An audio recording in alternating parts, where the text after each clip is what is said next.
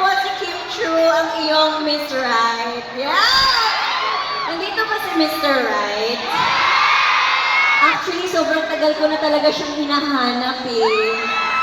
This time ba darating siya? Ay, bakit may tanduay dyan, kuya?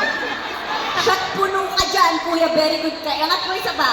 Yeah! Mabuhay ka, kuya.